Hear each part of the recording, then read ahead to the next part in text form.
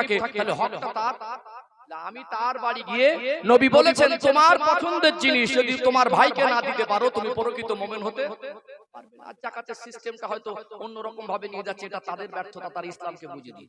কিন্তু বিশ্বাস করো ধনী মানুষ যদি সমাজে হয়, আমার ভাই যদি ধনী হয়, আমার প্রতিবেশী যদি ধনী হয়, আমার গ্রামে যদি ধনী মানুষ হয়, এটা গ্রামবাসীর লস না লাভ। কথা ঠিক না বেঠিক? সম্মানিত ভাইরা, জাকাতের সিস্টেম হলো ওই মশারির মতো শাড়ি কিনে দেবেন আর গামছার মতো লুঙ্গি কিনে দেবেন পলিস্টারের, এতে জাকাত আদায় হবে না, মানুষকে কষ্ট দেওয়া হয়। নিজের বিবির জন্য যেমন মানের কাপড় কিনলেন, নিজের বাচ্চার জন্য যেমন মানের কাপড় কিনলেন, নিজের শালীর জন্য যেমন ভাবে পছন্দ করে কাপড়টা কিনেছেন, শ্বশুর বাড়ি যেমন দামি দামি কাপড়টা পাঠিয়েছেন, আপনার নিকটস্থ আত্মীয়, আপনার রক্তের সম্পর্ক, গ্রামে এতিম আর বেওয়া যদি থাকে তাদের জন্য পছন্দ মতো একটা কাপড় কিনে দুনিয়ার মানুষকে জানানোর দরকার নেই। রাতের অন্ধকারে আপনি একটা ফরজ হুকুম পালন করছেন, আল্লাহ সন্তুষ্ট হবে, তার বাড়ি পৌঁছে দেন। কথা ঠিক না বেঠিক? কিছু কিছু মানুষ জাকাত দেয়, সময় দেয় সকাল 8টা, ভদ্রলোকের ঘুম ভাঙে 12টা, ঘুম ভাঙে 11টা, বসিয়ে রেখে গরিব মানুষগুলোর হাতে একটা করে লুঙ্গি দেয় পলিস্টার, ও কুকুরও পরবে না। ঠিক বলছি না ভুল বলছি? এ যাকাত শুদ্ধভাবে আদায় হয় না। মনে রাখবেন, গ্রামে যদি ধনী হয় অবশ্যই মানুষের উপকার হয়, হয় কি হয় না? প্রকৃতপক্ষে ধনী হোক, আল্লাহ তাদের অর্থ দিয়েছে, তবে আমাকে আল্লাহ গরিব রেখেছে, আমি কেন ধনীকে দেখে ঘৃণা করি? গরিবী জীবনটা আল্লাহর বেশি পছন্দ, বলুন না সুবহানাল্লাহ। আমার নবী তিনি ধনী হতে মানা করেননি, আমার নবী ধনীদের ঘৃণাও করতেন না। নবী দুটা জামাই, একটা হলেন শেরে খোদা হযরত আলী কাররামাল্লাহু ওয়াজহু, অপরজন হলেন জিন্নুরাইন হযরত উসমান গনি রাদিয়াল্লাহু আনহু। আলী হুজুর ধনী না গরিব?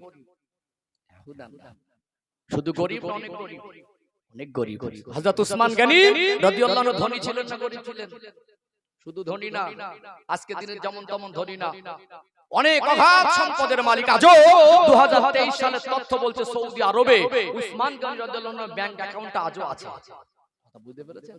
কত টাকা সম্পদের মালিক ছিলেন নিজেই ভালো করে জানতেন না। মাঝে মাঝে বলতে আল্লাহ এত সম্পদের আমি হিসাব দিব কি করে? যেমন আল্লাহ দিয়েছিলেন উদার মনে দান করতেন, আর আল্লাহ উসমান হুজুরের সম্পদে তত বেশি বরকত দিতেন, বলুন না? নবী বলতেন আমার জামাই উসমান এত বেশি দান করেছে, আল্লাহ জান্নাতটা উসমান গনির নামে আল্লাহ রেজিস্ট্রি করে দিয়েছেন। বলুন না কি উদার মন! নবী জানতেন ধনীরও দরকার আছে, গরিবেরও। এমন অসহায় মানুষ এসেছেন আল্লাহর নবীর কাছে, হুজুর আমি জানি মক্কার বাড়ি বাড়ি মদিনার মানুষের কাছে গিয়ে ঘুরবো, ওরা ফিরিয়ে দিতে পারেন, আপনি রাহমাতাল লিল আলামিন, আপনার কাছে যদি সামান্য কিছু থাকে আপনার দরবার থেকে আমি ফিরে যাব না। নবী দেখেছেন আমার কাছে দেওয়ার মতো কিছু নেই। নবী বললেন যাও আমার জামাই উসমান গনিকে গিয়ে বলবেন আল্লাহর নবী পাঠিয়েছেন, নবী পাঠিয়েছেন, উদার মনে দিয়ে দিতেন, বলুন না সুবহানাল্লাহ। তাহলে অর্থের দরকার আছে না? একটা জামাই ধনী, একটা জামাই গরিব। আবার নবী জীবনটাও নিজে গরিবী জীবনটা বেছে নিয়েছিলেন না? না। ও ভাইজানেরা, সোনার মানিক যুবকেরা, আব্বারা মায়েরা, আলোচনার বিষয়বস্তু আমি ভুলে যাইনি। আমি ঠিক আলোচনা যে পয়েন্টে করছিলাম, হিংসা করা যাবে না। প্রতিবেশী যদি ধনী হয়, প্রতিবেশী যদি কোটিপতি হয়, তার প্রতি হিংসা করা যাবে না। উঠতি বুকে বাধা, কাছের মানুষ শত্রুতা করে কি করে না, পাশের মানুষ হিংসা করে, হিংসা করবেন না। আল্লাহ পাক যদি মনে করতেন গোটা বিশ্বের সব মানুষকে কোটি কোটি টাকার মালিক বানাতে পারতেন কি পারতেন না? আল্লাহ তিনি আসমান জমিনের মালিক, জামান মাকানের মালিক, আল্লাহ জান্নাত জাহান্নামের মালিক, আল্লাহ রহমতের ভান্ডারে, আল্লাহর দরবারে মালের কোনো কমি নাই। আল্লাহ যদি মনে করতেন গোটা বিশ্বের মানুষকে, এক একটা মানুষকে 50-100 তলার ফ্ল্যাটের মালিক যদি বানিয়ে দিতেন, দুনিয়ার মানুষের চলার পথটা আজ যতটা সহজ তার থেকে বেশি কঠিন হতো কি হতো না? ও ভাইরা বাবাজিরা, হোক না আমি গরিব, এতে আমার দুঃখ কি? আমার নবী, দয়ার নবী, রাহমাতাল লিল আলামিন, আমার রাসূলুল্লাহ, তিনি নিজে গরিবী জীবনটাকে পছন্দ করেছেন না করেননি?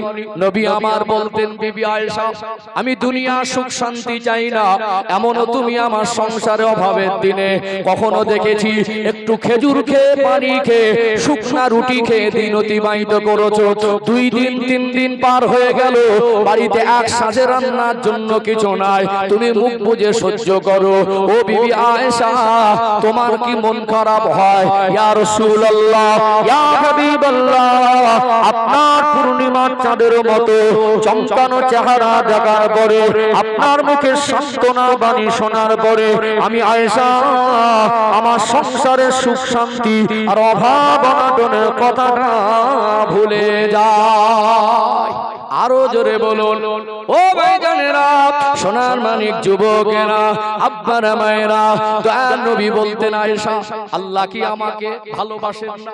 আল্লাহ আমায় এত বেশি ভালোবাসেন, আমি রাসূলুল্লাহ যদি ধন সম্পদ আল্লাহর কাছে চাইতাম, আমি আল্লাহর কাছে যদি বলতাম, আল্লাহ আমার জন্য উহুদ পাহাড়টাকে সোনায় পরিণত করে দিত। আমি গরিবী জীবনটা পছন্দ করে নিয়েছি, আমি গরিবী জীবনটা বেছে নিয়েছি, গরিবী জীবনের হিসাবটা কম হবে। নবী আমার বললেন, আল্লাহ প্রত্যেকটা মানুষকে হিসাব নেবেন, কোন পথে আয় করেছো আর কোন জায়গায় ব্যয় করেছো। গরিব মানুষগুলো যারা গরিবী হালাতে আল্লাহর উপরে সন্তুষ্ট থাকে, আল্লাহ পাক তাদের বিপদ মুসিবত দিয়েছেন, গরিবী হালাতে আল্লাহর উপরে সন্তুষ্ট রয়েছেন। আল্লাহ দুটা জগতে কষ্ট দেবেন না। আল্লাহ দয়াময় ওই সমস্ত গরিব মানুষগুলোকে হাসরের ময়দানে ধনীদের থেকে 500 বছর আগে আল্লাহ জান্নাত নসিব করে দেবে। আমার একটা ভাই ধনী হলেও দরকার আছে, আমি গরিব, এটা আমার জন্য সান্ত্বনা ইসলামে। তারপরে দেখবেন একটু মানুষ পাশের মানুষ টাকা দিতে গেলে না 2-4 জন পেঁচ লাগে ওকেই ফেলার চেষ্টা করে। আছে না? হ্যাঁ দেন, আছে না? গ্রামে একটা মাদ্রাসা চললে একটা মানুষের যাকাতের টাকা হলে মাদ্রাসায় লাভ হয়, একটা মসজিদ হলে একটা মানুষ এরকম বহু দান করে, এরকম মানুষ আছে 20-50,000 1 লাখ টাকাটাও দিয়ে দেয়। দেয় কি দেয়? আল্লাহকে অর্থ দিয়েছে বলে গ্রামের মসজিদটা সুন্দর হয়েছে। কি গো, আজকে যদি পয়সা ফলা মানুষ না থাকতো, সব যারা দিন আনা দিন খাওয়া, এদের দ্বারা কি মসজিদে মার্বেল করা এসি করা সম্ভব হতো? আমরা দেখেন, এটা আমাদের বদচরিত্র। কত কাফের মুশরিক কোটিপতি, ওখানে আমাদের বুক ফাটে না। পাশের মানুষের সুখে থাকলে সেখানে আমাদের হিংসা আছে না নেই? ছোট রোগ না বড় রোগ? লোকটা বেইবাড়ি গেছে, চার দোকানে বসে ঠাঙের উপরে পা তুলে দিয়ে কাজ দামের গল্প করছে। পাশ থেকে একজন বলছে, ভাই লোকটা কিনা জ্ঞানী মনে হচ্ছে, চার দোকানে অ্যাডভোকেটের অভাব নেই। পাশ থেকে মনে হচ্ছে অ্যাডভোকেট গল্প করছে। এটা ওর বাইরের চরিত্র, এটা ওর বেইবাড়ির চরিত্র। ওকে দেখে মনে হচ্ছে খুব জ্ঞানী আর খুব স্বচ্ছ, ওকে দেখে মনে হচ্ছে খুব ভালো মাপের মানুষ, কিন্তু বিশ্বাস করুন ওর বাড়ির পাশের মানুষের সুখটা সহ্য করে না। বাড়ির পাশে কেউ সুখে থাকলে তাকে বিভিন্ন ভাবে চক্রান্ত করে তার পিছনে পড়ে থাকে। এটা ওর ভিতরের ভয়ঙ্কর চরিত্র। কথা ঠিক না বেঠিক? রাগ করছেন নাকি? আমাদের উপরটা ভালো হয়েছে, ভিতরটা ভালো হয়নি। রাগ করছেন? বাস্তব বলছি না অবাস্তব বলছি? 3টে বলেছি, আর 2টো বলবো ইনশাআল্লাহ। আর 2টো রোগ বলি, তারপর ইনশাআল্লাহ ঔষধ। শুধু রোগ নির্ণয় করব, ঔষধ নেই, ইসলাম এটা নয়।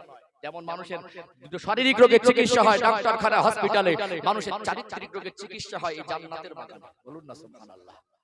ও ভাইজানেরা, সোনার মানিক যুবকেরা, আব্বারা মায়েরা, আর একটা ডেঞ্জার মানুষের কথা বলি। আজ দেখবেন আমাদের ভিতরের রোগটা কত ভয়ঙ্কর। গ্রামে যদি 2টো ভালো মানুষ থাকে, অবাক হয়ে যাবেন। কথাগুলো একটু গুরুত্ব দিয়ে শোনেন, এক একটা কথার ওয়েট কিন্তু অনেক দামি। একটুখানি জ্ঞানী শিক্ষিত মানুষ বলুন তো দেখি, বর্তমান সময় দুনিয়ার জমিনে ভালো মানুষের সংখ্যা বেড়েছে না কমেছে? তুলনামূলক ভাবে ভালো মানুষ থাকলে ভালো না খারাপ? ভালো তো।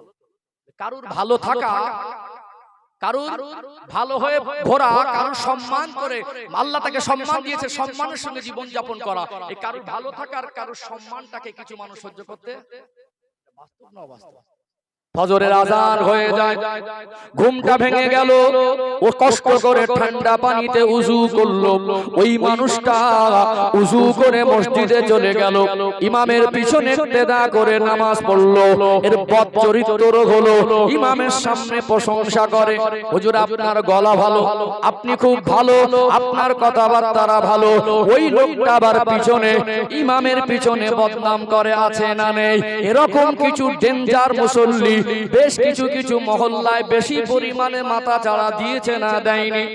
আমি রবিউল ইসলামের বক্তব্য হলো, আল্লাহ নবী বলেছেন আল উলামা ওয়ারাসাতুল আম্বিয়া। কোন আলেম বলিনি আমরা নবীর ওয়ারিস। কোন আলেমের বাবার ক্ষমতা নেই সাহস করে বলবে নবীর ওয়ারিস। বরং নবী আমার বলেছেন আলেম সম্প্রদায় হলো আমার ওয়ারিস। আমি রবিউল ইসলামের কথাবার্তারা, আমার বক্তব্য, আমার বায়ান, আমার তাকরীর যদি আলেমের মতো না হয়, আমার আখলাক চরিত্র যদি আলেমের মতো না হয়, আমার কর্মজীবন যদি আলেমের মতো না হয়, আমার কাছে আসার দরকার নেই। আমাকে স্টেজে ওঠাবেন না। মনে রাখবেন, ধান হলে ধানের শীষে সব ধান থাকে না, চিটেও থাকে কি থাকে না। গাছে ফল হলে সব ভালো হয় না, দুটো চারটে বেকার পোকা থাকে। প্রত্যেকটা স্তরে ভালো খারাপ মিলিয়ে আছে না নেই? দেখবেন কিছু মানুষ, এটা তো ভালো খারাপ এটা দুনিয়ার সিস্টেমে, যে আলেমের আখলাক ভালো না, যার কথাবার্তা ভালো না, যার চালচলন দেখে আলেমের মতো মনে হয় না, ওকে আলেম বলে আপনি নাই বা মানলেন। হাক্কানি আলেম নবী যাকে আরিশ বলেছেন, ওই আলেমদের সম্মান করা দরকার আছে না নেই? এক একটা গ্রাম আছে এমন ডেঞ্জার মুসল্লি আর কমিটি আছে, যত ভালো আলেমকে ওই মসজিদের ইমাম বানিয়ে দেবেন, 6 মাস স্থায়ী হওয়া সহজ না কঠিন? কাউকে আঘাত দেওয়ার কথা নয়, ভাববেন যোগ্য ব্যক্তি আজকে সমাজে কম হলেও আছে না নেই? আপনার গ্রামে একটা ভালো মানুষ, এলাকার মানুষ তাকে ভালো বলে, এলাকার মানুষ তাকে ভালোবাসে, সম্মানও করে। ওই মানুষটার সম্মান দেখে একটা মানুষের হিংসা হয় না? এরা সামনে কিছু দেখবেন, কিছু মানুষের ভয়ঙ্কর রূপ, সামনে আপনার সামনে খুব প্রশংসা করবে, আপনার প্রশংসাটা সামনে ভালো করে করে, মনে করবেন সবাই না। এই সামনে প্রশংসাকারী মানুষের ভিতরে কিছু ভয়ঙ্কর চরিত্রের মানুষ থাকে, এরা পেছনে গিয়ে আপনার চরম দুশমনি করে, আপনার নামে মিথ্যা করে অপবাদ দেয়, আপনার নামে মিথ্যা কথা বলে। তাহলে বাহ্যিক চরিত্র আপনার সামনে বন্ধুর মতো, আর এর পিছনে লুকানো চরিত্র চরম দুশমন। এরকম দ্বিচারিতা কিছু মানুষ আছে না? আজকে সমাজে ভালো মানুষের সংখ্যা কমে গেছে, তারপরেও যতটুকু ভালো আছে সেই ভালো থাকা আর ভালো মানুষের সম্মানটাকে কিছু মানুষ সহ্য করতে। ও ভাইজানেরা, সোনার মানিক যুবকেরা, আব্বারা মায়েরা, রাগ করবেন না, মনে কষ্ট নেবেন না।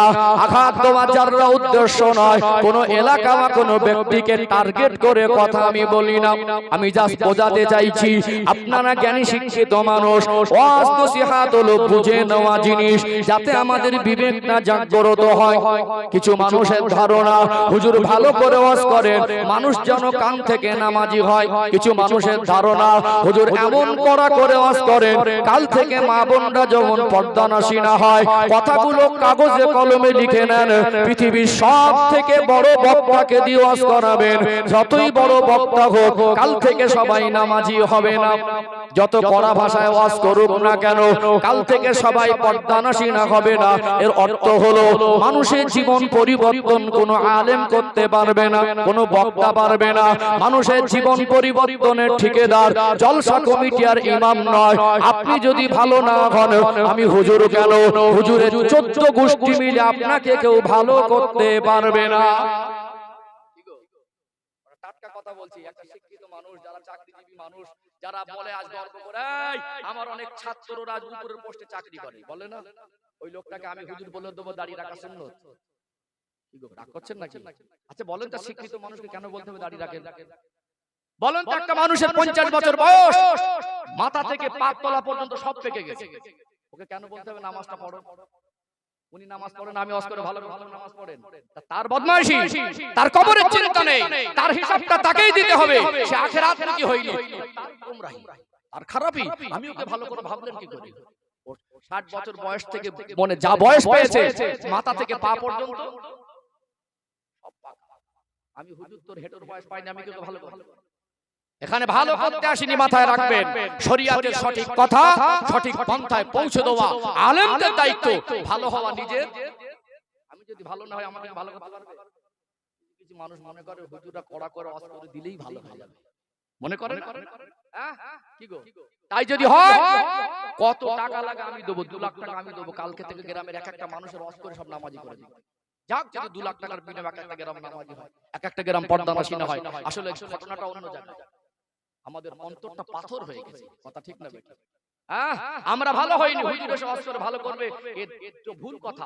ভালোটা নিজের ভালো নিজেকে, নিজের জীবনের পরিবর্তন নিজে আনতে হবে। ইন্নাল্লাহা লা ইউগাইয়িরু মা বিকাউমিন হাত্তা ইউগাইয়িরু মা বিআনফুসিহিম। আল্লাহ বলছেন নিশ্চয়ই আল্লাহ কোন কওম বা কোন জাতির অবস্থানকে পরিবর্তন করেন না ওই জাতির যতক্ষণ না তারা নিজেরা পরিবর্তন হওয়ার চেষ্টা করে। কথা কি বুঝতে পারছেন? আপনি ভালো হবেন না আমি ভালো করতে পারবো? আপনি নামাজ পড়তে যান না আমি আপনাকে জোর করে নামাজি বানাতে পারবো? ভালোটা কি হতে হবে? নিজের থেকে হতে হবে। এইজন্য আল্লাহ বলেছেন ওয়ালা তামুতুন্না ইল্লা ওয়া আনতুম মুসলিমুন, মরতে যদি হয় পরিপূর্ণ মুসলমান না হয়ে মৃত্যুবরণ করো না। তাহলে দেখবেন এই চারটি পয়েন্ট বলেছে, এই রকম মানে বিভিন্ন প্রকারের হিংসা মানুষের ভিতরে বেশি না কম? বেশি না কম? একটা পর্যায়ে এসে দেখছি আমরা মসজিদ মাদ্রাসা নিয়েও শান্তিতে আর কোথায় গিয়ে শান্তি খুঁজবেন?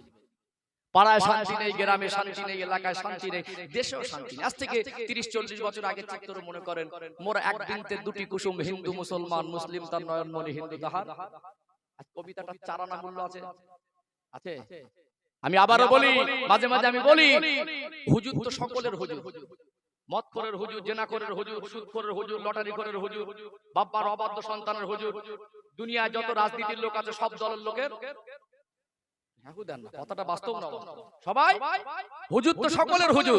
আমি রাজনীতির কথা বলি না, আমার কোনো ক্যাসেটে পাবেন না, আগামী দিন আমি বলবো। কেন আপনারা আমাকে হুজুর হিসেবে দাওয়াত করেছেন, কে বলে না বলে আলোচনা আমার দরকার, জায়েজ না জায়েজ ওটা আমার বলার দরকার। মানুষ এখন আর কচি মানুষ নেই। সবথেকে বড় কথা এটাই, আমি যতক্ষণ থাকি শরিয়াতের কথা বোঝাতে চেষ্টা করি। আলোচনা বুঝতে পারছেন বাপজিরা ভাইরা? যেটা বোঝাতে চাইছি, আজকে ভারতবর্ষের মানচিত্রে দেখুন কখনো মণিপুরের চিত্র, কখনো ইউপির চিত্র, কখনো আসামের চিত্র, যে হিন্দু মুসলমানের মধ্যে অশান্তি। এর কারণ কি? জাতি হিংসা। এর কারণ কি? উপরে বসে এক অপদার্থ সরকার কেন্দ্রে বসে বসে জাতির ভিতরে হিংসা ঢুকিয়ে দিয়েছে। তোমরা হিন্দুরা, মুসলমানরা মসজিদ, এটা মন্দির। আগে এই যে হিংসাটা ছিল না বলে এত অশান্তি আর মারামারি ভাগাভাগি, যত রকম সাম্প্রদায়িক দাঙ্গা, যত রকম সাম্প্রদায়িক ইস্যু উঠছে, মূল হচ্ছে জাতি হিংসা। কথা ঠিক না বেঠিক? আজ দেশে যে হিংসা দেখছি, এই যে দেশের মধ্যে শান্তি নেই, এটার উৎপত্তি স্থল এটা হলো হিংসা। যেখানে যেখানে হিংসা ঢুকেছে, যেখানে যে পয়েন্টে মানুষের মনের মধ্যে হিংসা বেশি পরিমাণে ঢুকেছে, যেসব পয়েন্টে মানুষ বেশি পরিমাণে হিংসা করছে, প্রত্যেকটা স্তরের থেকে শান্তি সুখ দুটোই উঠে গেছে। সবথেকে বড় কথা, হিংসা জীবন থেকে ত্যাগ না করলে দুনিয়ার সুখ শান্তি থেকে জীবন বঞ্চিত হবে, আখিরাতে ধরা পড়ে যাব। নেকি কম গোনা বেশি। নবী বলেছেন আগুন যেমন কাঠকে পুড়িয়ে ছাই করে দেয়, নেকি ঠিক এই রকম ধ্বংস করে দেবে হিংসা। হিংসা তেমনি তার নেক আমলের অর্জনকৃত আমলগুলোকে ওই রকম বরবাদ। এবারে বলুন হিংসা ত্যাগ করা দরকার আছে? এই রোগগুলো বাস্তব না অবাস্তব? আরো খুঁটে খুঁটে বলা যাবে। একটা বিষয় না বলে আমি মিথ্যার বিষয়টা একটু তুলে ধরবো ইনশাআল্লাহ। এগুলো রোগ, একটু ঔষধও বলা দরকার আছে না? তাকবীর দেন, নারে তাকবীর। আলোচনা বুঝতে পারছেন? রাগ করবেন না তো? এখন মাঝে মাঝে না কিছু কিছু মানুষকে জোর করে দরুদ শরীফ পড়াতে হয়। এখনো কিছু মানুষকে জোর করে আল্লাহু আকবার বলাতে হয়। এমনও বহু মানুষ আছে এক সপ্তাহে একবার আল্লাহ বলে, এক ওয়াক্ত নামাজ পড়িনি, ওযু করিনি, মনে আল্লাহ বলেছে। ওই লোকটা আজকে বলার পরিবেশে বসেছে, বলনেওয়ালাদের সোহবতে বসেছি।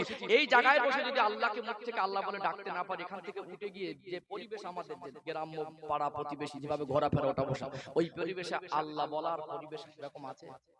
আগের দিনে দেখতেন আজান হলে না বাড়িতে একটা শাসন ছিল, বাবা মা মুরব্বীরা বলতে আজান হচ্ছে মুখ বন্ধ কর। বাচ্চাদের মনে একটা ভয় থাকে, একটু হাসি আসছে তো, এর মুখটা নাকটাকে ভালো করে চেপে রেখে জানে হাসির আওয়াজটা আব্বার বা মায়ের কানে গেলে বলবে। একটা শাসন ছিল, আজান হচ্ছে মুখ বন্ধ কর। একটা বাড়ির ভিতরে যে আল্লাহর নামের একটা সম্মান কদর ছিল, ছিল কি ছিল না? আজকে দেখুন আজ থেকে এক সপ্তাহ বিগত জীবনের একটু বিষয়টি আপনারা অ্যানালাইজ করেন তো, কি চার দোকানে কি বাড়িতে কি বাজারে এখন আজান হলে মানুষের কথা বন্ধ হয়? রেডিওতে একটু খবর শুনতে আজানের সাথে সাথে যত দামি খবর হোক বন্ধ করে। আজকে সেই চিত্রটা আর আছে? আল্লাহ বলা পরিবেশে বলা দরকার আছে না? আছে না?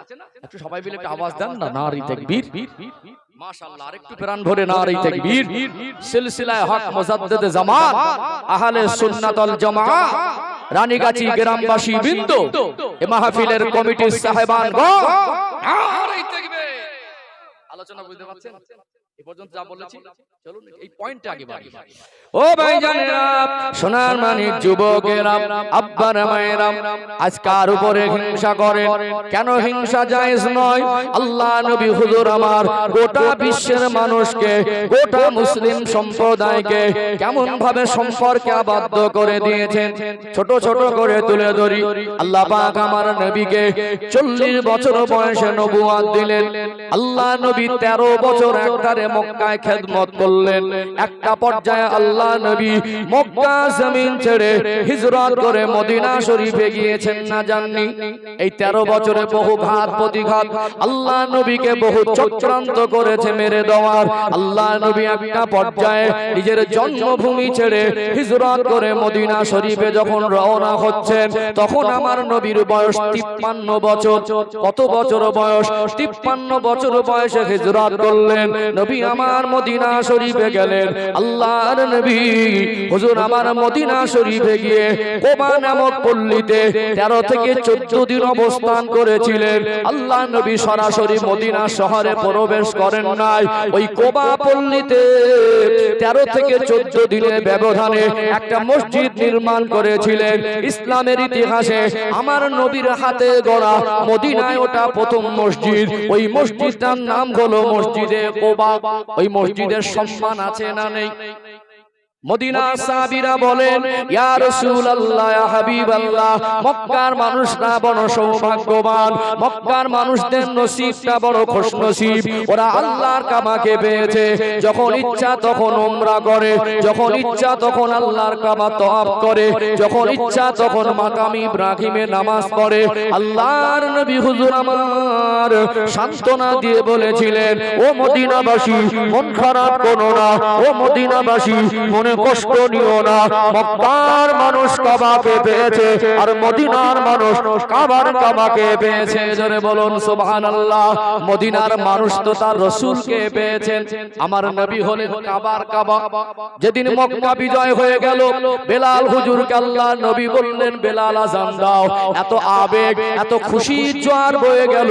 দলে দলে মানুষ ইসলামের মধ্যে আবদ্ধ হচ্ছে। আযান দেওয়ার জন্য কিবলামুখী হতে হয় কি হয় না? বেলাল হুজুর উঠে গেলেন কাবা ঘরের ছাদে, আযান দেবেন। এতদিন আযানটা দিয়েছেন আল্লাহর কাবার দিকে চেহারা করে। আজ তো কাবা ঘরের ছাদে কোন দিকে মুখ করে আযান দেবেন? ইয়া রাসূলুল্লাহ, ইয়া হাবিবাল্লাহ, আমি আযান দেই তো কিবলামুখী হয়ে। এখন তো আমি কাবা ঘরের ছাদে, আমি কোন দিকে ফিরে আযান দেব? ওই দিন আমার নবী বলেছিলেন, ও বাবা বেলাল, তুমি তোমার রাসূলুল্লাহ দিকে মুক্তা করে আযান দাও। মক্কার মানুষ পেয়েছে কাবা, মদিনার মানুষ পেয়েছে কাবাকে। আমার নবী বলেছিলেন, ও মদিনাবাসী, মন খারাপ করো না। তোমরা তোমাদের রাসূলকে এত ভালোবাসা দিয়েছো, তোমরা তোমার রাসূলকে এত মহব্বত করেছো, আল্লাহ তোমাদের সওয়াব থেকে বঞ্চিত করবে না। যদি উমরা হজের সওয়াব পেতে চাও, চলে যাবে ওই মসজিদে কোবায় গিয়ে 2 রাকাত নামাজ পড়লে আল্লাহ দয়াময় খুশি হয়ে তোমাদের নামে আমলে আমার আল্লাহ একটা করে উমরা হজের নেকি দিয়ে দেবে। জোরে বলেন না। রহমতের নবী যেখানেই যে আল্লাহ সেখানে বরকত দিয়ে ভরিয়ে দেন। 53 বছর বয়সে হিজরত করলেন। আল্লাহ পাক আমার হাবিবকে পৃথিবীর সেরা জ্ঞানী আর শিক্ষিত করেছিলেন। বলুন সুবহানাল্লাহ। ওপর সঙ্গে গেলে 2 ঘন্টা কোন দিক থেকে যাবে বোঝা যাবে না। সম্মানিত ভাইরা, তা আল্লাহ রাসূল সাল্লাল্লাহু আলাইহি সাল্লাম সরাসরি প্রবেশ করেননি শহরে। আগে একটা গ্রাম্য কোবা পল্লীতে ছিলেন, ওখানে 14 দিন ছিলেন। ওখানে একটা মদিনা শরীফে গেলেন। মদিনার মানুষের ভালোবাসা, লম্বা ঘটনা আমি বোঝাতে চাইছি যে এই যে হিংসা, ভাই ভাই জাতির মধ্যে হিংসা, মুসলমানের হিংসা, এই বিষয়টা আমি বোঝাতে চাইছি কেমন সম্পর্ক, কেন হিংসা করি, কতটা ছাড়া দরকার, শরীয়ত কি বলে, এইটুকু বোঝানোর জন্য আমি লাইনে আসছি। বুঝতে পারছেন? এক পর্যায়ে নবী আবার মসজিদে নববী শরীফ নির্মাণ করলেন। আল্লাহ নবী হুজুর নিজের ঘর বানানোর আগে কিছু অসহায় অনাথ সাহাবীদের জন্য আসহাবে সুফা নির্মাণ করেছেন না করেননি?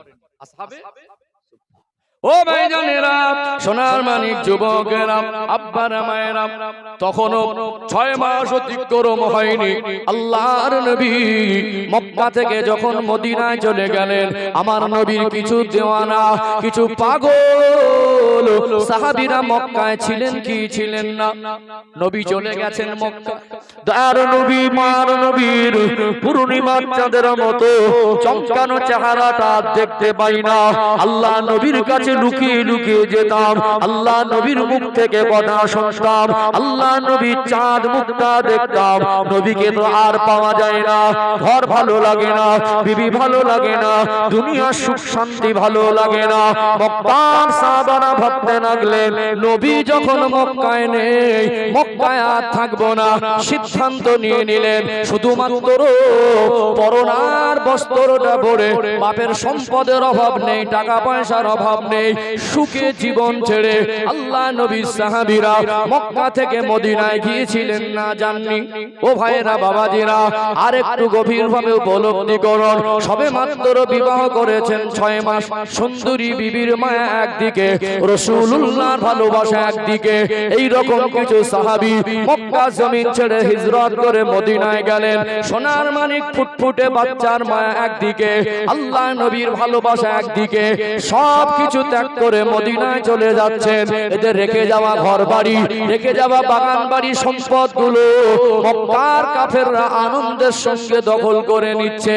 আল্লাহ নবী এদেরকে একটু সান্ত্বনা দিতেন, বাবা সাহাবীরা সবর করো, দুনিয়া জীবনে একটু কষ্ট করছো, আল্লাহ বিনিময়ে তোমাদের আল্লাহ জান্নাত দিয়ে দেবে। ও বেগানেরা, নবী আমার নামাজ পড়িয়ে সাহাবাদের নিয়ে বয়ান বক্তব্য দিতেন। আল্লাহ নবীর উপরে কোরআনুল কারীমের আয়াত নাযিল হয়ে গেলে আমার নবী হুজুর আমার ওটা সাহাবাদের কাছে বর্ণনা দিতেন। যারা হিজরত করে নবীর হিজরতের পরে মক্কা জমিন থেকে গিয়েছিলেন, এদের মুহাজির সাহাবী বলা হয়, আর মদিনা সাহাবীদেরকে আনসার সাহাবী বলা হয়। মুহাজির অর্থ হলো হিজরতকারী, আর আনসার অর্থ হলো সাহায্যকারী। কেন হিজরতকারী আর সাহায্যকারী? একটু ব্যাখ্যা ক্লিয়ার হয়ে যাবে। আল্লাহ নবী সাহাবাদের নিয়ে বসে আছেন নববী শরীফে, নবী পাকের উপরে কোরআনুল কারীমের আয়াত নাযিল হয়ে গেল, ইন্নামাল মুসলিমুনা ইখওয়া। আমার আল্লাহ জানিয়ে দিলেন নিশ্চয়ই মুমিন পরস্পরে ভাই ভাই। নবী আমার আয়াতে কারিমা শোনানোর সাথে সাথে গোটা মসজিদে নববী শরীফে খুশি জোয়ার উঠে গেল। মদিনার মানুষ খুশি। আল্লাহ যখন বলেছেন ইন্নামাল মুসলিমুনা ইখওয়া, মুমিন মুমিন পরস্পরে ভাই ভাই। ইয়া রাসূলুল্লাহ, ওদের সুন্দরী বিবি, ওদের সুখ শান্তি জীবন, ফুটফুটে বাচ্চা, বাবা মা সর্বস্ব ত্যাগ করে পরনার বস্ত্রটুকু নিয়ে ওরা শুধুমাত্র আল্লাহ রাসূলের জন্য এরা আজকে মদিনায় এসেছেন। আল্লাহ যখন বলেছেন ওরা আমাদের ভাই, ভাইদের জন্য আমাদের করণীয় আছে না? আল্লাহ সম্পর্ক গোটা বিশ্বের মুসলমানকে আল্লাহ প্ল্যাটফর্মে দাঁড় করিয়ে দিয়েছেন। বিশ্বের মুসলমান একজন আরেকজনের নবী এমনি বলেননি আসহাবি কান নুজুম বিআইহি ইক্তাদাইতুম ইহতাদাইতুম। আমার একটা সাহাবা নক্ষত্রের সমতুল্য। কোন একজন সাহাবা জীবন আদর্শ দেখলে হেদায়েত পেয়ে যাবে। মদিনার সাহাবীদের ত্যাগ দেখুন, ভালোবাসা দেখুন। মদিনাবাসী বলছেন ইয়া রাসূলুল্লাহ, আল্লাহ যখন ভাই ভাই বলেছেন, ওদের একটা সুখের জীবন ছিল, ওদের ভালো ঘর বাড়ি ছিল। আমি ভাইয়ের হয়ে ভাইয়ের পাশে দাঁড়াতে গিয়ে আমার ঘরে দুটো রুম আছে, একটা রুম আমি আমার একজন মুহাজির মক্কা থেকে আগত একটা ভাইকে এমনি দিয়ে দিলাম। বলুন না সুবহানাল্লাহ। কোন সাহাবী বলছেন ইয়া রাসূলুল্লাহ, আমার ঘর বাড়ি বেশি নেই, আমার খেজুরের বাগান আছে। আল্লাহ যখন ভাই ভাই সম্পর্ক করে দিয়েছেন, ওরা ওদের সর্বস্ব ত্যাগ করেছে শুধুমাত্র আল্লাহর জন্য, রাসূলুল্লাহর জন্য। আমি আমার ভাইয়ের জন্য খেজুরের বাগানটা অর্ধেক ভাগ করে দেব। বলুন না সুবহানাল্লাহ। ভালো করে বুঝবেন, একটা তথ্য আপনাদের বলে দেই। কোন সাহাবী এরকম বললেন, হুজুর আমার তো দুটা বিবি আছে, প্রয়োজনে আমি আমার একটা বিবিকে তালাক দিয়ে দেব। কোন মুহাজির ভাই যদি মনে করে বিবি হিসাবে, জীবন সঙ্গী হিসাবে তাকে গ্রহণ করতে পারবে ইদ্দত পালনের। দুনিয়া একটা সিস্টেম দেখবেন, কোন স্বামী তার স্ত্রীর ভাগ কাউকে দিতে চায় না, আর কোন স্ত্রী তার স্বামীর ভাগ কাউকে দিতে চায় না। অতএব ত্যাগটা ছোট ত্যাগ নয়, ভালো করে মগজে ঢুকিয়ে নেন। পৃথিবীতে যত সম্পর্ক আছে, বাপ মার সঙ্গে সন্তানের সম্পর্ক, ভাই বোনের সম্পর্ক, ভাই ভাইয়ের সম্পর্ক, স্বামী স্ত্রীর সম্পর্ক, মামা ভাগ্নার সম্পর্ক, চাচা ভাইপোর সম্পর্ক, দাদু দাদির সম্পর্ক, যত রকম সম্পর্ক আছে, একটা সম্পর্কের উৎপত্তি আল্লাহ জান্নাতে, আর বাকি সব হলো এই দুনিয়ায়। পৃথিবীতে স্বামী স্ত্রীর সম্পর্ক যে নিয়ামত, এটা অস্বীকার করা যাবে না। শরীয়ত ভাগ করে দিয়েছেন, মা বাবার সম্পর্ক কেমন হবে, স্বামী স্ত্রীর সম্পর্ক কেমন হবে, শরীয়ত পরিষ্কার করেছে না করেনি? গোটা বিশ্বের মধ্যে তোমার বাবা যদি গোটা বিশ্বের মানুষের কাছে সবথেকে বড় গুনাহগার হয়, জঘন্য হয়, তোমার বাপ তোমার কাছে তোমার বাবা এত তুমি ছোট চোখে দেখতে, তোমার মা যদি গোটা বিশ্বের মধ্যে সবথেকে নোংরা চরিত্রের মানুষ হয়, তুমি সন্তান তোমার কাছে মা, তাকে যথাযোগ্য মায়ের সম্মান দিতে হবে। আল্লাহ পাক একাধিকবার বাবা মার শানে কোরআন শরীফের আয়াত নাজিল করেছেন, কুল মা আনফাকতুম মিন খায়রিন ফালিল ওয়ালিদাইন। আল্লাহ নবীকে আল্লাহ বলছেন, কুল হাবিব আপনি বলে দেন, দুনিয়ার কোন সন্তান যদি মনে করে টাকা পয়সা ব্যয় করে নেকি অর্জন করব, বাবা মার পিছনে যেন খরচা করে, বাবা মার পিছনে খরচা করলে যে পরিমাণে নেকি অর্জন হয়, অন্য কোন খাতে খরচা করে অত বেশি নেকি অর্জন হবে না। আল্লাহর ইবাদতের পরে বাবা মার হক, নবী বলেছেন, আল্লাহর নবী বলেছেন বাবা মার চেহারার দিকে তাকানো মহব্বতে কবুল হওয়া হজের নেকি। আল্লাহ বলেছেন, উফি ওয়ালা তানহারহুমা, তোমার আচরণে ব্যবহারে কথায় তোমার বাবা মা যদি আহ শব্দটুকু বের করে, ওই আহ শব্দটা তোমার জন্য জাহান্নামে যাওয়ার জন্য যথেষ্ট। বাবা মার সম্পর্কের জায়গা ঠিক রাখতে হবে, কিন্তু স্বামী স্ত্রীর সম্পর্কের জায়গাটাও কিছু কিছু বাবা মার ভিতরে দ্বিচারিতা। জামাইয়ের কথা মতো মেয়ের কথা মতো জামাই চললে জামাইটা ভালো, আর বৌমার কথা মতো ছেলেটা চললে ছেলেটাকে একটা অন্য ভাষা বলে, সেটা নাই ভাই বললাম। আমি বাজে ভাষা ওদের মধ্যে ইউজ করি না, কথা ঠিক না বেটা? মনে রাখবেন, দুনিয়ার সবথেকে ধনী, সবথেকে দামি সুন্দর ঘর বানাবে, সবথেকে পৃথিবীর সেরা দামি খাট বানাবে, পৃথিবীর সবথেকে কোটি বেশি টাকার মালিক হবে, হীরা মতি মুক্ত জহরত সব তার কাছে থাকবে। আর তার বাবা মা যদি মনে করে আমি যতটা আমার সন্তানকে ভালোবাসি, গোটা বিশ্বে যত বাবা মা আছে আমার সন্তানকে আমি যতটা ভালোবাসি, এতটা ভালোবাসা কোনো বাবা মা ভালোবাসে না, তারপরেও বলবো 30 বছরের সুস্থ সওয়াল যুবকের প্রকৃত দুনিয়াবি সব শান্তি তার বাবা মা দিতে পারবে না, পারবে না, পারবে না। আল্লাহ সৃষ্টিগত বৈশিষ্ট্য রেখেছেন, এই নারী আর পুরুষের শারীরিক এবং মানসিক দুই দিক থেকে আকর্ষণ করে না? মানসিক আকর্ষণ আছে, শারীরিক আকর্ষণ, মনের আকর্ষণ এবং শারীরিক আকর্ষণ। জেনে রাখবেন, স্বামী স্ত্রীর জীবন যদি কমপ্লিট জীবন না হয়, দুনিয়ার যত কোটি টাকার মালিক হোক, যত দামি ঘর বানাক, যত দামি খাট থাকুক, আর যত বাবা মা ভালোবাসুক, ওর মাথা নষ্ট হয়ে যাবে 30 বছরের একটা পুরুষ মানুষ তার সঙ্গী জীবন সঙ্গী না হলে। কথা ঠিক না বেটি? সম্মানিত ভাইরা, এর সম্পর্কে এত নিয়ামত কেন? এই সম্পর্ক মানুষের জেনার গোনা থেকে বাঁচিয়ে দেয়, এই সম্পর্ক মানুষের নজরটাকে ভদ্র নম্র বানিয়ে দেয়, এই সম্পর্ক মানুষের মনের জেনা থেকে বাঁচিয়ে দেয়, এই সম্পর্ক মানুষের চরিত্র পবিত্র রাখতে সহযোগিতা করে। এই সম্পর্কের উৎপত্তি দুনিয়ায় নয়, আল্লাহ জান্নাতে। সকলের আদি পিতা আবুল বাশার আব্বা জান হযরত আদম আলাইহিস সালামকে আল্লাহ জান্নাতে তৈরি করলেন। জান্নাতে সুখ শান্তির অভাব আছে? জান্নাতি নিয়ামত পেয়েও শান্তি নয়, মনের খবর কে জানে? বারবার যেন কিছু একটা অভাব অনুভব করছেন। আদম আলাইহিস সালাম ঘুমিয়ে গেলেন জান্নাতে, আল্লাহর হুকুমে বাম পাজর থেকে বেঁকা হাড় দিয়ে মা হাওয়াকে বানানো হলো। ঘুম ভেঙে গেল, মা হাওয়াকে দেখে অগ্রসর হতে যাবেন, মনে করলেন এতদিন যেটা আমি অভাব মনে করছিলাম, হয়তোবা সেটাই আল্লাহ আমার সামনে হাজির করেছেন। সুন্দরী মা হাওয়া জান্নাতি ঘোরাঘুরি করতে দেখে অগ্রসর হতে যাবেন। আল্লাহ বলেছিলেন, আদম একটু অপেক্ষা করো, তোমার জন্য আমি আল্লাহ বানিয়েছি, আমি আল্লাহ বিবাহ বন্ধন আবদ্ধ করে দেবো, তোমার হালাল স্ত্রী হিসাবে তুমি ওটাকে গ্রহণ করবে। একমাত্র স্বামী আর স্ত্রীর সম্পর্কের উৎপত্তি কোথায়? আল্লাহ জান্নাতে। এই জন্য এই সম্পর্কের একটা দাম আছে না? আছে না? এই জন্য বাবা মা সম্পর্কের জন্য স্ত্রীর সঙ্গে খারাপ আচরণ করব না, আর স্ত্রীর জন্য বাবা মার সঙ্গে খারাপ আচরণ, এটা উভয়কে বোঝা দরকার আছে না? আছে না? সম্মানিত ভাইরা, উভয় যদি বুঝতো, শাশুড়িরাও যদি বুঝতো, ছেলের বাবা মা যদি বুঝতো, মেয়ের বাবা মা যদি বুঝতো, সংসারে এত অশান্তি হতো না। এখন একটু বোঝে কম তো, মানে কিছু কিছু মেয়ের মা একটু বেশি বোঝে। যেসব মায়েরা একটু মাতব্বারি বেশি করে, তাদের মেয়েদের ডিভোর্সটা তাড়াতাড়ি হচ্ছে। যেসব সংসারে পুরুষ মানুষের থেকে কিছু কিছু চাচি আর ভাবি মোড়ল বেশি, ওই সব সংসারে অশান্তি বেশি না কম? স্বামীকেও দাম দেয় না, স্বামীর নেতৃত্ব মানতে চায় না। জামাই কি করবে? এখান থেকে শ্বশুর বাড়ি বাপের বাড়ির থেকে মেয়ে পরামর্শ নেয়, ও শাশুড়ি জামাইকে ডাইরেকশন দেয় কিভাবে চলতে হবে। এর কারণেই তো আজকে ডিভোর্সটা বেশি হচ্ছে না? হয় না? কথা ঠিক বলছি না? যা হবে এই মোবাইল, যা হবে বাপের বাড়ি, যা হবে মার কাছে। মাছি উড়ে বসলে সেও মার কাছে ফোন করে বলে, বুঝতে পেরেছেন? একটা ইঁদুর লাগলে সেও মার কাছে বলে। শ্বশুর বাড়ির সব ঘটনা যদি বাপের বাড়ি বলে, ও সংসারে এমনি 12টা বাজার সম্ভাবনা বেশি থাকে। কথা ঠিক না? কখনো কখনো একটু মন কষাকষি হয়, একটু ভুল বোঝাবুঝি হয়, আবার ঠিক হয়ে যায়। ওইটুকু নিয়ে মার কান ভারী করলে মা একটু মাতব্বর বেশি দিক থেকে মা ইনজেকশন দেয়, সংসারে ভাইরাস ঢুকে যায়। তাকে বুঝতে পারছেন? ও ভাই জানেরা, সোনার মানিক যুবকেরা, আব্বারা মায়েরা, আলোচনা করছিলাম আল্লাহ নবী হুজুর আমার যেই বলেছেন আল্লাহ কোরআন নাজিল হয়ে গেল, ইন্নামাল মুসলিমুনা ইখওয়া, নিশ্চয়ই একজন মুমিন আর একজন মুমিনের ভাই। আমার আল্লাহর আয়াত নাজিল হয়ে যাবার পরে মদিনা শরীফে খুশির জোয়ার উঠে গেল। কোন সাহাবী তার জমির সম্পদ অর্ধেকটা ভাগাভাগি করে নিলেন, কোন সাহাবী তার ঘরটাকে একটা ভাইয়ের জন্য ছেড়ে দিলেন। মদিনা সাহাবীদের মধ্যে এমন কোন সাহাবী এমন বলেছেন হুজুর সবে মাত্র এসেছে, এখনো তো 6 মাস হয় নাই, ইয়া রাসূলুল্লাহ হাবিবাল্লাহ, এখন যদি চাই পরিস্থিতি স্বাভাবিক হয়নি, মক্কার জমিন থেকে যারা এসেছেন মদিনায় সেই মুহূর্তে তারা বিবাহ বন্ধনে আবদ্ধ হতে পারবে না। কেননা মদিনায় তখন টোটাল মুসলমানের সংখ্যা মক্কা মদিনা মিলিয়ে 500 নয়, একটা বছর তো গড়ায়নি। আল্লাহ নবী একটা বছর ঘুরতে না ঘুরতে প্রথম যুদ্ধের সম্মুখীন হয়েছিলেন, ওটা বদরের যুদ্ধে। সৈন্য সংখ্যা ছিল 313 জন, তার মানে তখন 500 মতো মানুষ পুরায়নি।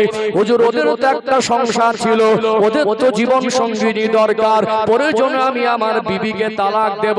স্বামীকে ছাড়া যেমন বিবির জন্য কষ্টের, আর বিবিকে ছাড়া যেমন স্বামীর জন্য কষ্টের, এই ত্যাগটা ছিল শুধুমাত্র আল্লাহ রাসূলকে সন্তুষ্ট করার জন্য। এই জন্য মদিনা সাহাবীদের আনসার সাহাবী বলা হয়। আনসার অর্থ হলো সাহায্যকারী, সার্বিক সাহায্য আর সহযোগিতা মদিনার মানুষ তাদের মন দিয়ে সাহাবীদের জন্য করেছিলেন, কি করেননি? আমরা কি করি? আব্বা অসুস্থ, আব্বার ডাক্তার দেখাতে নিয়ে যাবার নাম করে রাস্তার ধারে জমিটা একটা ভাই নিজের নামেই করে নিয়েছে। মদিনা সাহাবীরা জায়গাটা অর্ধেক বাপের পৈতৃক সম্পত্তি, ওটা মক্কার ভাইকে অর্ধেক দিচ্ছেন, খেজুর বাগানটা অর্ধেক দিয়ে দিচ্ছেন। আর আমরা ঠেলে জায়গার দাম 1 লাখ হবে না, মামলায় গেছে 2 লাখ। বাড়ির মেয়েরা কোটে উঠে বলছে স্যার আমার শ্লীলতাহানি করেছে। কে করেছে? হাজী সাহেব। হাজী সাহেবের বয়স 60। নাকি বুঝতে পারছেন? লোক জাস্ট ওষুধ খায়, জর্জরিত হয়ে গেছে, নিজের শরীরে বাঁচে না। হাজী সাহেব নাকি বাড়ির জওয়ান বউর সঙ্গে শ্লীলতাহানি করেছে। মুসলমানের কালচার, আদর্শ, চিন্তাধারা, চালচলন, কর্ম এত নোংরা হয়ে গেছে। জায়গার দাম 50,000 গায়ের জোরে ঠেলে রেখেছে। আবার বলতে দেখেন কি গো, কিছু মানুষ আছে দেখবেন মরে যাবার মতো সোজা হয় না, ওই জায়গা নিয়ে ঠেলে রেখেছে। আবার বলে দেখে নেব, আমিন লাগবে, কোর্টে গিয়ে বুঝে নেব। যদি সকালবেলা জুমার দিন উঠে বলতো কোচি খাটিয়াটা যে রাখা আছে, ওই খাটিয়ার কথা আমি ভুলেছি, খাটিয়া কিন্তু হয়তো আমার জন্য রেডি আছে। ছেলে পুলে নাতি পুতে আল্লাহ আল্লাহকে বলতো আমি মরে যাব, এই জমিনের মালিক আমি নয়, খাতা কলমে সরকারি নিয়মে কিছুদিন আমার নামে আছে। 500 বছর আগে এই জমিন কার কাছে ছিল এটুকু আমাদের কারোর বলার ক্ষমতা। আল্লাহ যদি কিয়ামত না দেন আর 500 বছর দুনিয়া থাকে, 200 বছর পরে এই জমিনের মালিক কে হবে সেটাও বলার ক্ষমতা আমার যতটুকু আছে আলহামদুলিল্লাহ। ছেলেদের নাতি বলতো ওটা তো তোর ভাই হয়, ওটা তো চাচতে ভাই হয়, বাপের পৈতৃক সম্পত্তি, আমি একটা ভাই আর ওর দাদু একটা ভাই, অতএব তোরা সবই আমার বংশের, সকাল সমান করে ভাগ করে নে। আমি নানলার কোটে যেতে হতো, দুহাত ছাড়বে না, জায়গার দাম 50,000 গেছে 2 লাখ। আবার উল্টো কেসের পরে কেস, মিথ্যা মামলা, উল্টো বলছে হাজী সাহেব শ্লীলতাহানি করেছে, হাজী সাহেব নাকি তার সঙ্গে ধর্ষণ করেছে। এটা মুসলমানের চরিত্র। আর শুধু বলছে আমার উপর থেকে জামা কাপড় ফেরেশ, ঘর বাড়ি ফেরেশ, কুটুম আত্মীয় এই আমার ঘর দেখিছিস, হেভি করে করেছিস তো, জামা কাপড় পরে বাইরে ঘুরছি, বেড়াতে যাচ্ছি, কথার মিষ্টি সুর শুনে মনে হবে আল্লাহর ওলি, ভিতরটা তো এইরকম। আমাদের চরিত্র থাকলে আল্লাহ আমাদের উপর রহমত বরকত দেবে। আমাদের মনের ভিতরের অবস্থানটা ভালো, বাহ্যিক চরিত্র ভালো হয়েছে, মানুষের কাছে ভালো হওয়া যাবে, ভিতরের চরিত্র পবিত্র না হলে আল্লাহর কাছে ভালো হওয়া যাবে না। আবারও বলি, মসজিদে যেতে গেলে যেমন পবিত্র জামা পরতে হয়, শরীরটা পাক হতে হয়, আল্লাহ জান্নাতে যেতে গেলে চরিত্রটাও পবিত্র করতে। মদিনা সাহাবীদের ত্যাগ দেখুন, এই ত্যাগ করেছে। আর আমরা আমাদের ভাই ভাইয়ের উপরে হিংসা করছি না, করছি না? এই হিংসা করা যাবে না। হিংসা মুক্ত জীবন তৈরি করি, ও সুখে থাকবে, ওর ওসিলা আমিও সুখে থাকবো। অনেক সময় বিপদে পড়লে বাড়ির পাশে একটা মানুষের টাকা থাকলে না, ভাই 2000 টাকা দেয় কি দেয় না, হঠাৎ জামাই এসে গেছে, বাড়ি কিছু নেই, মান সম্মান তো বাঁচাতে হবে, ডাল ভাত দিলে হবে? ভাই বন্ধুকে ফোন করছে 2000 টাকা, টাকা থাকলে তো দেবে, না থাকলে কোথা থেকে দেবে? তোমার কাছে নেই বলে ভাবে। তাহলে একটা বাড়ির পাশের মানুষের যদি থাকে, তার সঙ্গে যদি সুসম্পর্ক থাকে, তাহলে যখন তখন বিপদে মুসিবতে তার কাছ থেকে পাবো। আমরা জায়গাটাই নষ্ট করে দিয়েছি। কথা ঠিক না বেঠিক? আলোচনা বুঝতে পারছেন? তাহলে হিংসা করা যাবে না। আল্লাহ ভাই ভাইয়ের সম্পর্ক করে দিয়েছেন, ভাই ভাইয়ের সঙ্গে সম্পর্কে আবদ্ধ করে দিয়েছেন। আমি আরেকটা পয়েন্ট তুলে ধরবো, যেহেতু আমার মিথ্যার আলোচনাটা কয়েকটা পয়েন্ট তুলে ধরে আমি আরেকটা পয়েন্ট তুলে ধরবো, যার ভিতরে এর রোগেরও ট্রিটমেন্ট আছে ইনশাআল্লাহ। এই ভাই ভাইয়ের সম্পর্ক কত অটুট আরেকটু ক্লিয়ার করে দেবো ইনশাআল্লাহ। একটু তাকবীর দেন, নারে তাকবীর। মাশাআল্লাহ, আরেকটু প্রাণ ভরে আওয়াজ দেন, নারে তাকবীর। একটু নবীর শানে দরুদ শরীফ পড়ে নিয়ে আমি যতটুকু সময় আছে 10টা পর্যন্ত আমি আমার আলোচনা আবার ফিরে আসবো। হিংসার কথাটা মোটামুটি বুঝতে পেরেছেন? বুঝতে পেরেছেন? মিথ্যার বিষয় একটা চিত্র তুলে ধরে সমাপ্ত করব ইনশাআল্লাহ। একটু মহব্বতে দরুদ শরীফ আল্লাহুম্মা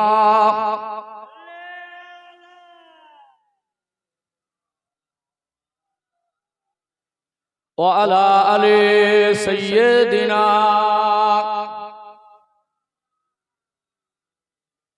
হব্বে আহমদ